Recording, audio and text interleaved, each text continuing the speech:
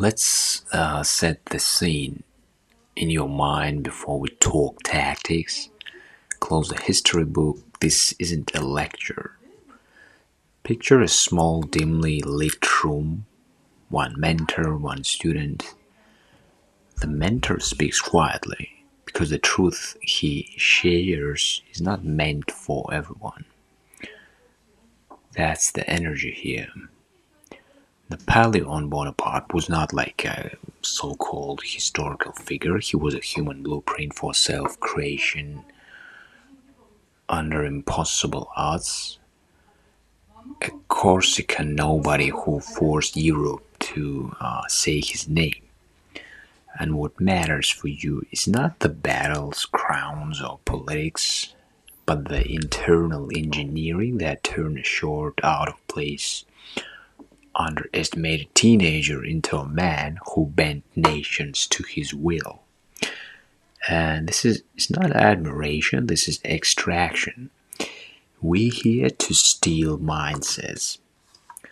So first of all, let's talk about identity is a choice, not an inheritance.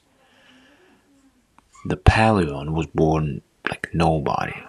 Wrong island, wrong accent, wrong social class, too provincial for Paris, and too French for Corsica, belonged nowhere.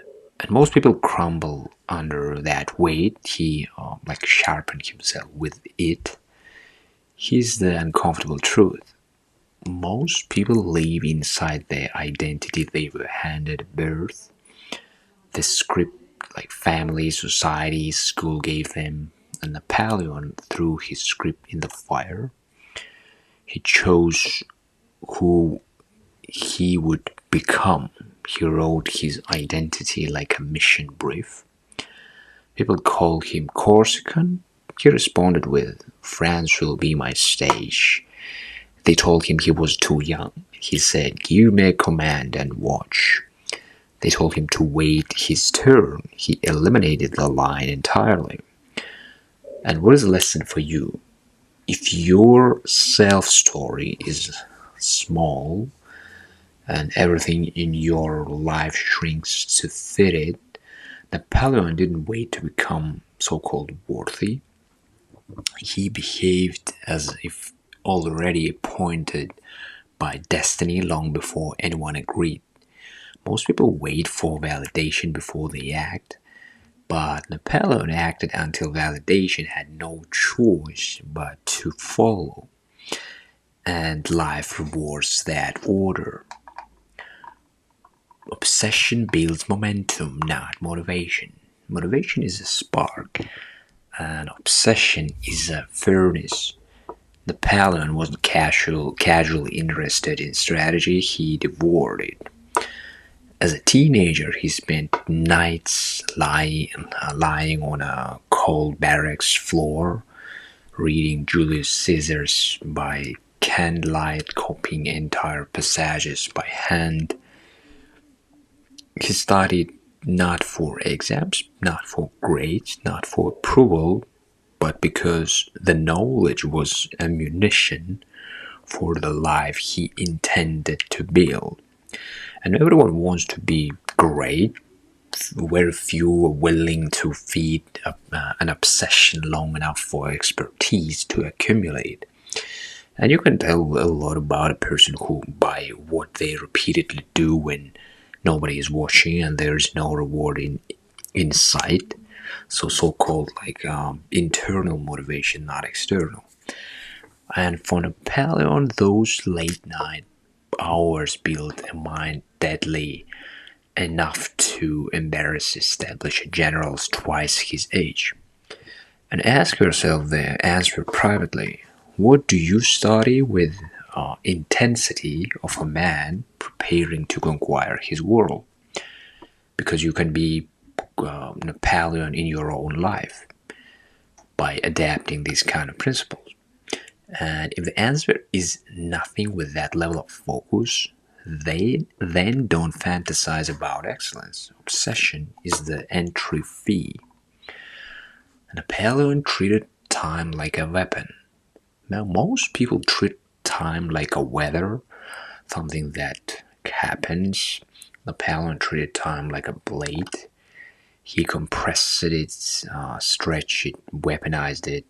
He slept little, but no recklessly. He understood how his brain cycled and used micro sleep strategically. He worked in sprints, demanded immediate execution, operated with a bias for action.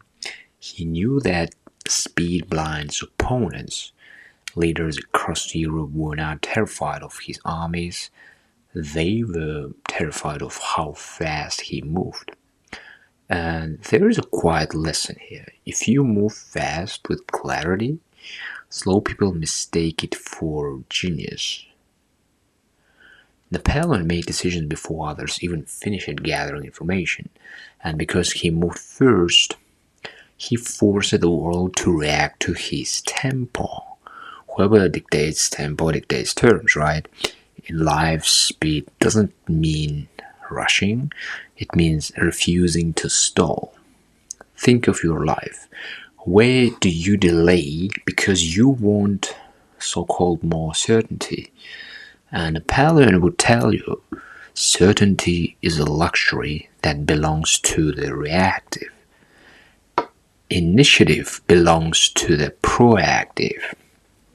In other words, you gotta keep in mind that there is never like a 100% perfect information like certainty, and all you have to do keep going by controlling things that you can control and accepting that you cannot control 100% of like your environment. Move, then refine. Motion precedes clarity. He understood the psychology of presence. Napoleon was not tall, yet people describe him as a towering. Why? Because he engineered presence. He mastered the art of entering a room like a verdict, calm, composed, eyes scanning, not darting. He listened more than he spoke, and when he did speak, it was deliberate, like every sentence carried a signature. Presence is not about volume or status, it's about controlled awareness. Your energy teaches people how to treat you. Napoleon radiated inability. He made others feel that aligning with him, aligning with the future. That's the silent psychology of presence. The belief that being near you elevates them. So, in other words, manipulation, even without talking, just by body language. Start practicing this. Walk into spaces like you're exactly where you decided to be. Not a guest, not a beggar, not a surprise. And your body language should say, I belong here. I created this moment. I am your daddy. Alright. Now let's talk about how he built loyalty with precision, not niceness. And Napoleon was not like it. He was followed. He understood something most modern self-help books are too soft to admit. Being respected beats being liked. Dependent on beats being popular. Being consistent beats being friendly. Or I remember from the book Machiavelli, his lines that the reason why it makes sense for the leader to spread fear, because you can control fear, but you can't control love. His soldiers loved him not because he smiled, but because he shared their risks, rewarded merit, remembered names and acts of courage, and delivered victory. He created a system where loyalty was not emotional, it was mutual elevation. You want people loyal to you, raise their status, protect their effort, and never waste their sacrifice. Loyalty is not a built on charm, it's built on shared hardship and earned trust. And he cut this loyalty fast. That's another modern allergy, like removing people who drain momentum. And Napoleon removed anchors before they sank the ship. In other words, he was able to see these kind of red flags and eliminate these kind of people in advance. So, and sometimes leadership means choosing the mission over emotional comfort. He refused to accept the world as given. Most people inherit systems and try to succeed within them. Napoleon rewrote systems. He entered the military when birth status mattered more than skill. He shattered that. He promoted talent, demolished aristocratic entitlement. He didn't adapt the game. He updated the rules to match his strength. Internalize this. If the game is rigged against you, stop playing their game. Build the version where you win. And Napoleon was not fighting for a good life, he was building a life impossible for man of his origin. You may not want an empire, but you have a world the current system tells you is too ambitious, not realistic, not for you. And those are the people's ceilings. Don't decorate them, break them. When fortune opened the door, he walked through without hesitation. Luck visits everyone. Few open the door. Napoleon caught opportunities because he acted like a man waiting for them. And when the French Revolution shook the country, most of officers froze or fled. Napoleon stepped into chaos and volunteered for difficult, high-risk missions. He didn't wait for like a safe opening. He used instability as a ladder. Your advantage will always be found in moments others like consider dangerous or inconvenient. Promotions, breakthroughs, life-changing leaps, they rarely come wrapped in comfort. And ask yourself, when opportunity knocks looking like a chaos, do you answer or do you tidy the house first? Ego was his rocket fuel and his poison. Alright, let's be honest, the same force that built his empire destroyed it. Napoleon believed in his destiny with a level of self-certainty that bordered on myth. That belief pulled people into his gravity, but it also blinded him to limits. The mind that won Austerlitz is the mind that walked into Russia thinking winter would bow to him. And here's the human takeaway. Your greatest strength, unexamined, eventually becomes your downfall. Ambition without humility calcifies into delusion. Confidence must be paired with self-audit. And Napoleon stopped auditing himself. In other words, he's stopped to self-criticize himself, to be objective with his decisions, actions, and that's when he ceased growing and began defending a static image of greatness.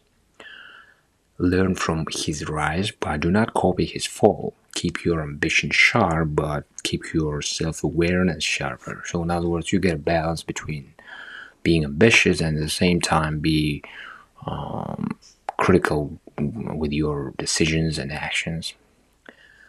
Reinvention is a lifelong discipline, and Elba should have been his ending, like exiled, humiliated, discarded. A man in his situation usually dissolves into memory. He refused, he returned, reinvented himself again, and nearly flipped Europe a second time.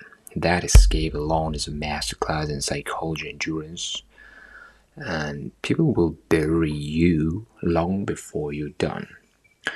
The only question is whether you accept the burial or treat it as a misclassification. You allowed more than one life, more than one identity, more than one comeback.